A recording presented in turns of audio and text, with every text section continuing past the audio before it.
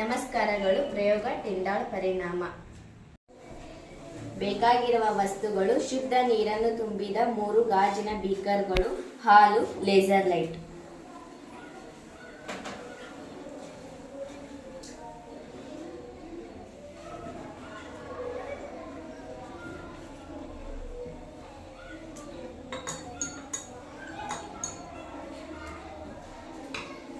ಮಧ್ಯದಲ್ಲಿರುವ ಬೀಕರಿಗೆ ಹಾಲನ್ನು ಹಾಕಿ ಹರಡಿದ್ದೇನೆ. ಈಗ ಲೇಸರ್ ಲೈಟನ್ನು ಹಿಡಿ.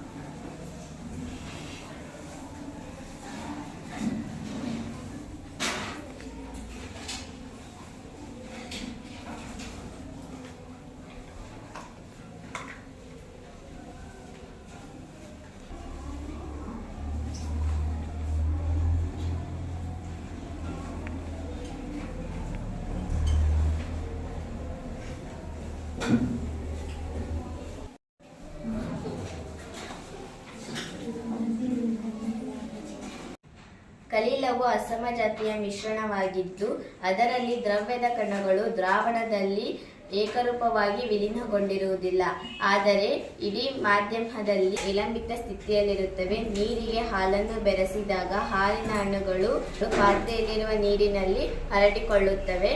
ಈ ಅಣುಗಳು ನೀರಿನ ಮಾಧ್ಯಮದಲ್ಲಿ ಎಲ್ಲೆಂದರಲ್ಲಿ ಚಲಿಸುತ್ತಿರುತ್ತವೆ ಮತ್ತು ಬಾಟಲಿ ಮೂಲಕ ಬೆಳಕನ್ನು ಹಾಯಿಸಿದಾಗ ಪ್ರತಿಯೊಂದು ಅಣುವು ಅದನ್ನು ಪ್ರತಿಫಲಿಸಿ ತನ್ನ ಮೇಲೆ ಬಿದ್ದ ಬೆಳಕನ್ನು ಚದುರಿಸಿಕೊಳ್ಳುತ್ತವೆ. ಅದು ಹಾಲಿನಂತಹ ದ್ರಾವಣದಲ್ಲಿ ಬೆಳಕಿನ ಪಥವನ್ನು ಗೋಚರಿಸುವಂತೆ ಮಾಡುತ್ತವೆ, ಆದರೆ ಶುದ್ಧ ನೀರಿನಲ್ಲಿ ಕಾಣಿಸುವುದಿಲ್ಲ. ಕದಡಿದ ಕಣಗಳು ಬೆಳಕನ್ನು ಚದುರಿಸುವ ಪ್ರಕ್ರಿಯೆಯನ್ನು ಟಿಂಡಾಲ್ ಪರಿಣಾಮ ಎನ್ನುತ್ತಾರೆ. ಭೌತ ವಿಜ್ಞಾನಿ ಜಾನ್ ಟಿಂಡಾಲ್ ರವರ ಗೌರವಾರ್ಥವಾಗಿ ಈ ಹೆಸರನ್ನು ಇಡಲಾಗಿದೆ.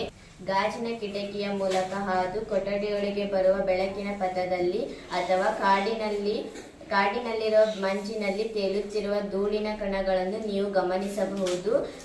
ಇವು ಟಿಂಡಾಲ್ ಪರಿಣಾಮಕ್ಕೆ ಉದಾಹರಣೆಗಳಾಗಿವೆ. ಧನ್ಯವಾದಗಳು.